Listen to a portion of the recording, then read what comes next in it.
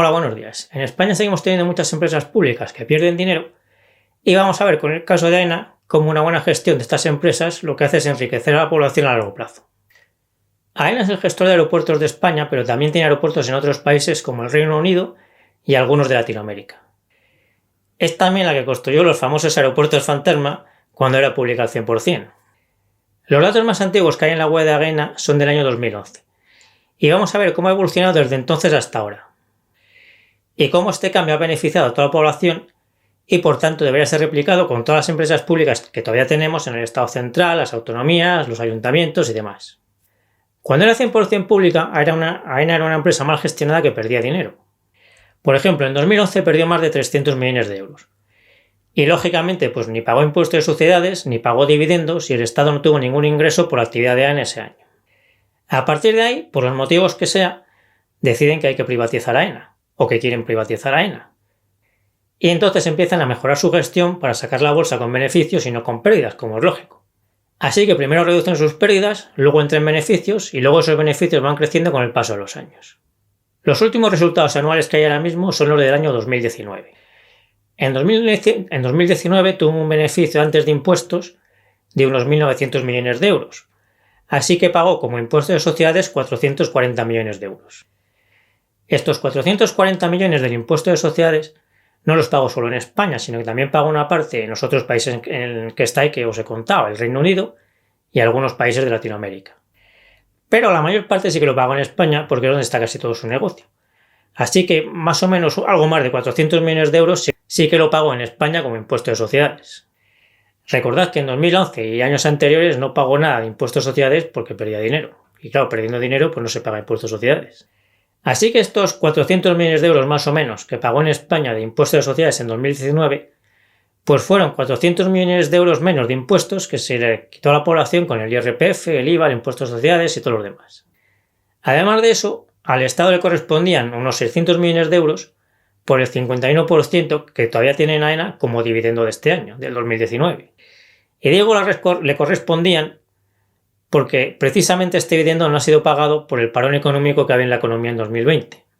Pero para lo que queremos ver en este vídeo vamos a suponer que ese dividendo sí que se pagó, porque es lo que ha hecho AENA desde que salió a bolsa en 2015 y es lo que volverá a hacer a partir de 2021.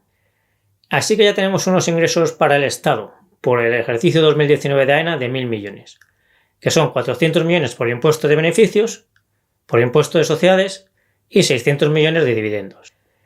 Pero es que además al resto de accionistas de AENA les habían correspondido otros 600 millones de euros. Y ese dinero pues habría pagado parte en el IRPF y también si lo hubiesen usado para comprar cosas pues habría pagado IVA, impuesto de circulación de coches o lo que sea. Así que de esos 600 millones de euros que deberían haber cobrado el resto de accionistas, el Estado habría recaudado también otra buena parte de impuestos, a lo mejor 100-200 millones vamos a poner.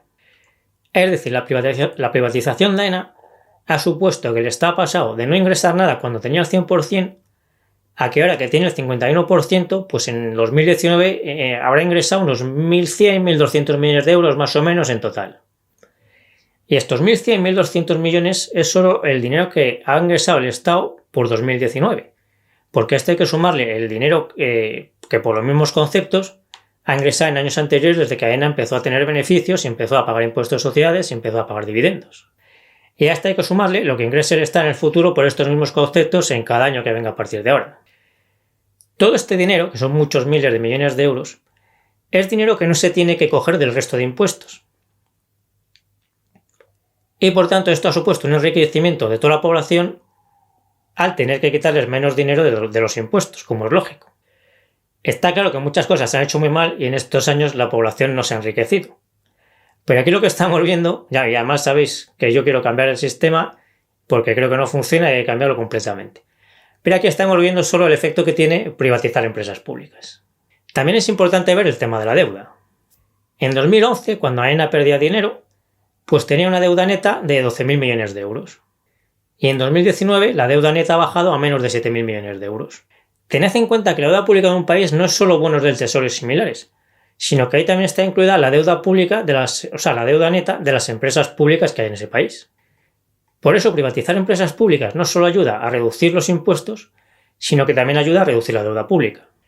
Y además a la vez, porque fijaros que de 2011 a 2019, que es el periodo que estamos viendo aquí, porque es el que hay datos en la web de AENA, pues AENA ha pasado de no pagar nada de impuestos a pagar muchos miles de millones de euros en impuestos al Estado, en impuestos, dividendos y todo lo demás que hemos visto, y además de todo eso, en este tiempo ha conseguido rebajar mucho su deuda neta. Por eso sería muy importante y muy bueno que lo mismo que se ha hecho con AENA, y antes se hizo con Telefónica, Endesa, Tabacalera, Repsol, Argentaria y otras empresas públicas, se haga con las empresas públicas que aún tenemos, como la Renfe, Adif, las televisiones públicas, los transportes públicos y todo lo demás. Porque esto supondría una buena mejora de las cuentas públicas y un enriquecimiento de la población, como hemos visto. Y yo me despido ya hasta el próximo vídeo. Nos seguimos viendo en el foro de invertirenbolsa.info, en Facebook y en Instagram.